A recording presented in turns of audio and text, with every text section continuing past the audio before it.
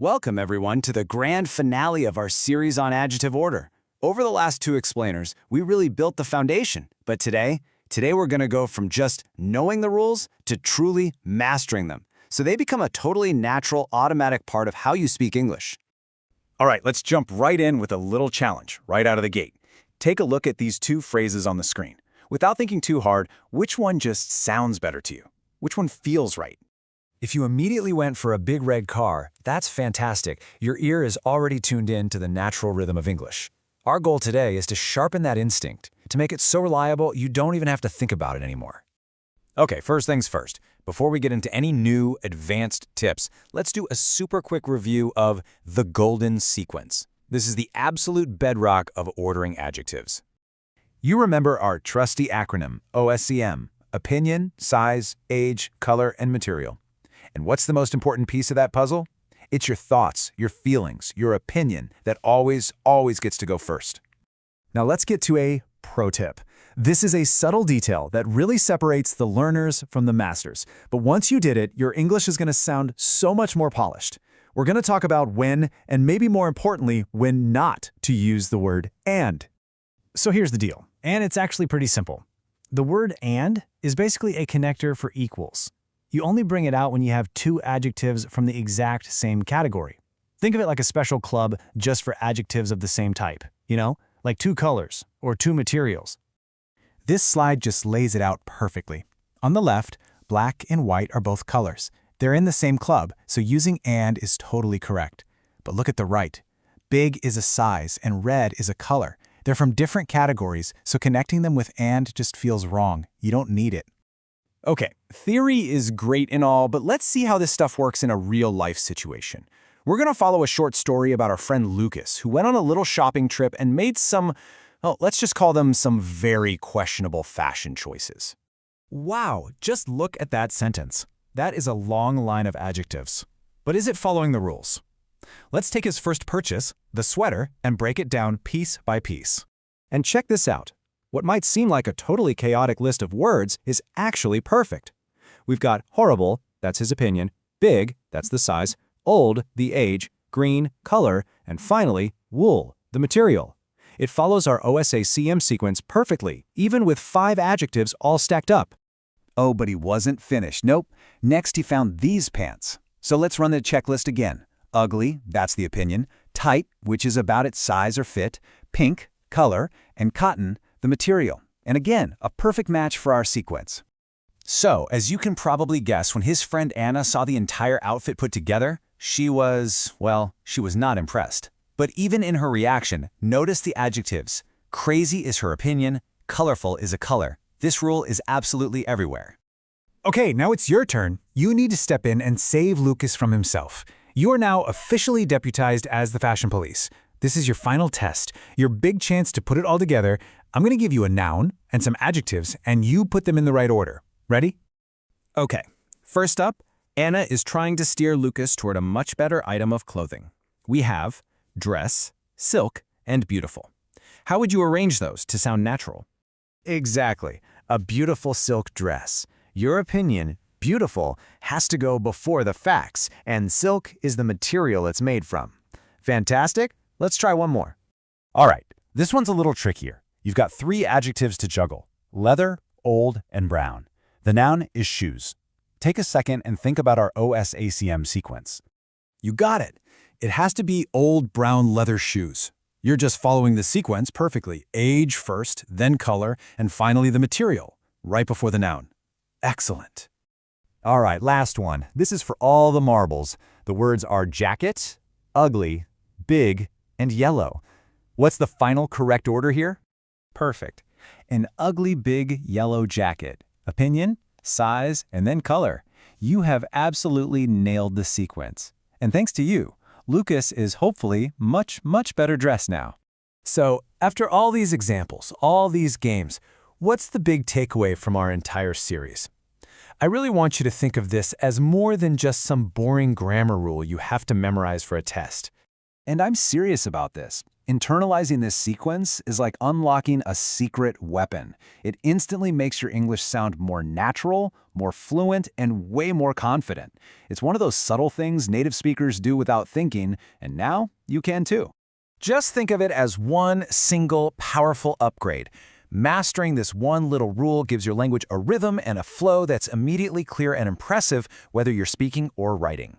And that, my friends, brings us to the end. We've given you the tools. We've shown you the rules. So the real question now is, what are you going to do with your new superpower? The challenge is to go out there and describe the world around you. Find that beautiful, old wooden table. Describe the tiny, new, blue car you saw. Put your new skill to work. The power is officially yours. Welcome back.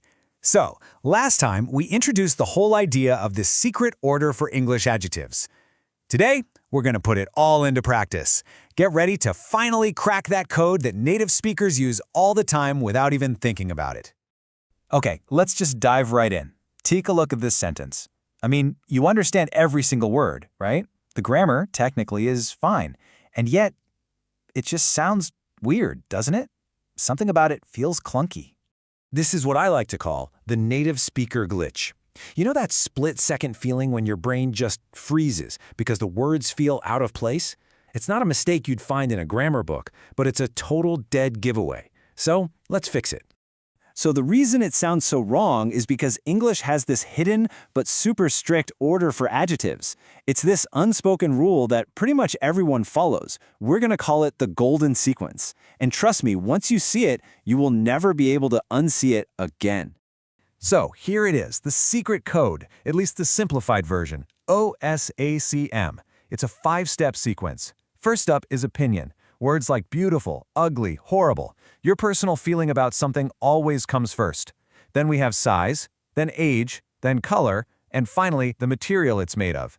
Opinion, size, age, color, material. Now, let's take that code and apply it to our broken sentence. Red is a color, big is a size. Okay, so according to our sequence, size has to come before color.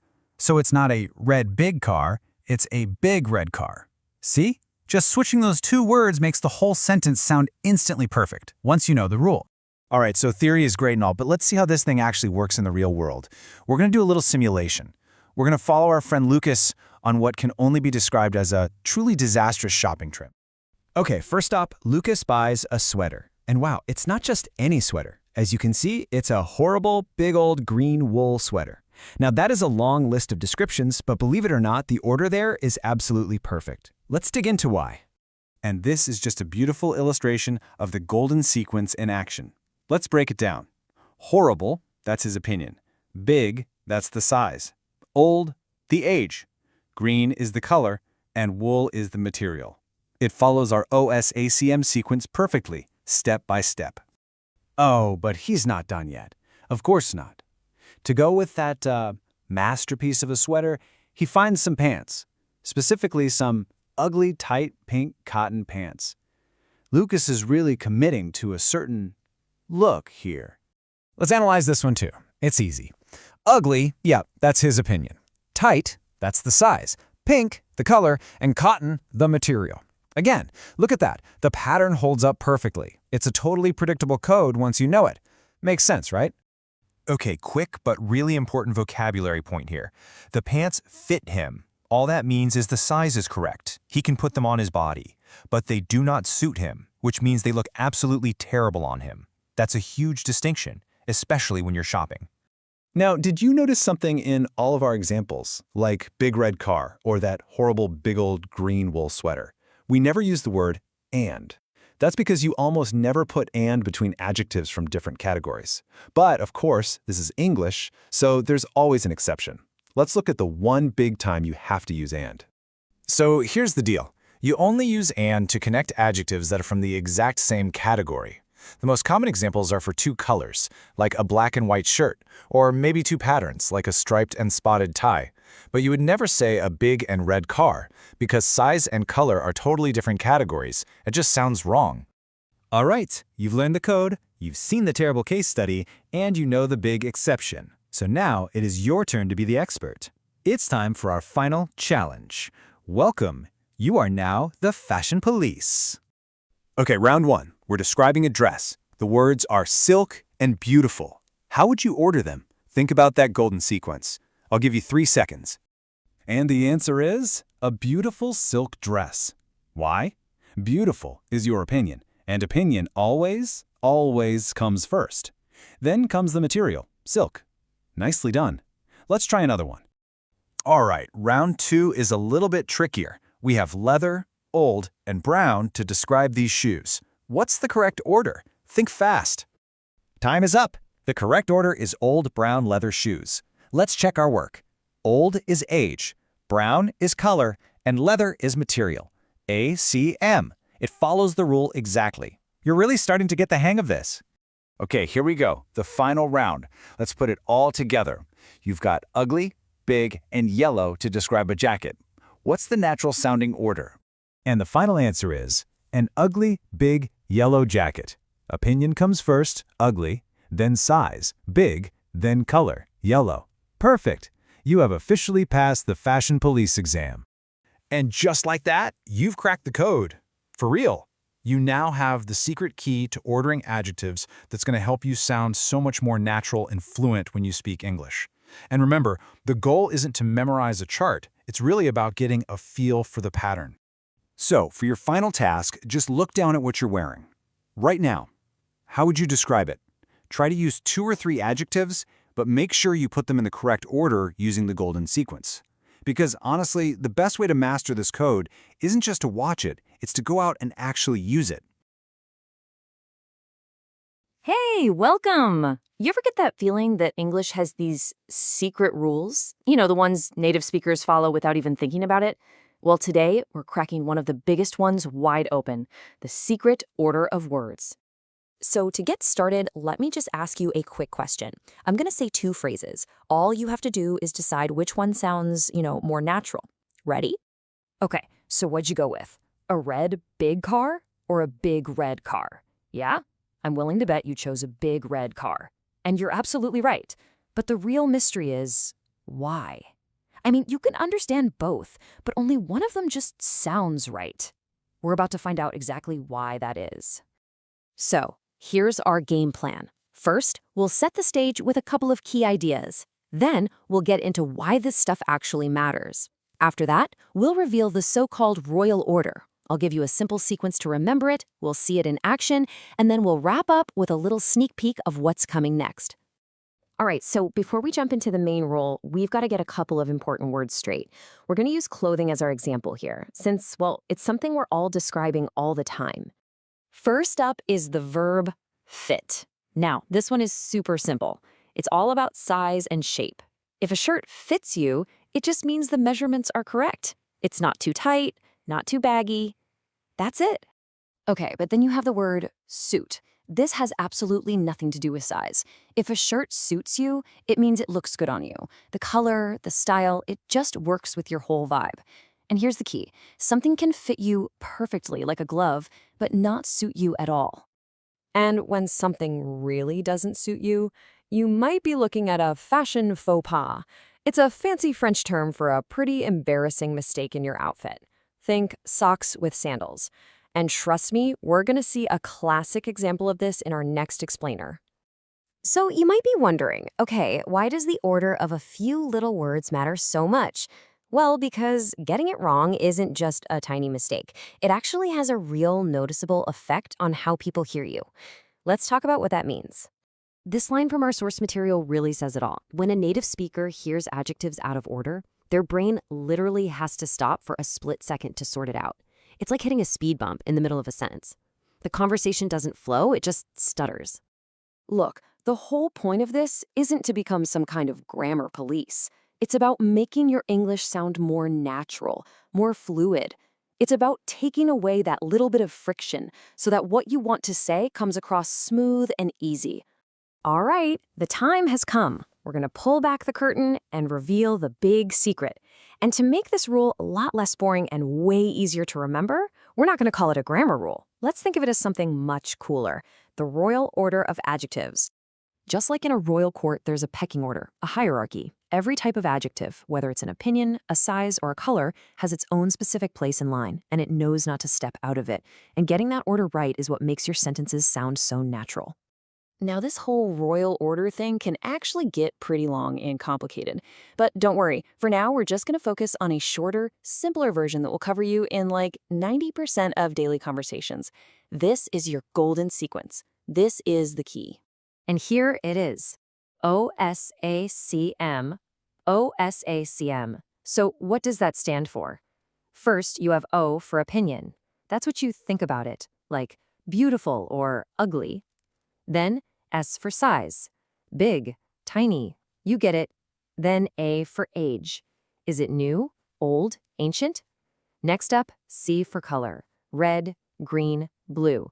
And finally, M for material. What's it made of? Cotton, silk, plastic. And if you remember only one thing from this, let it be this. Opinion always comes first. Before you get to any of the facts like its size or its color, you start with your own personal judgment. Your thoughts get to lead the parade. Okay, theory is one thing, but seeing this rule actually work is where it's all going to click. So let's take our golden sequence, OSAM, and apply it to a couple of real-world examples. Let's look at this phrase, an ugly, big, red plastic chair. Let's break it down. We start with O for opinion, ugly, check. Then S for size, big, check.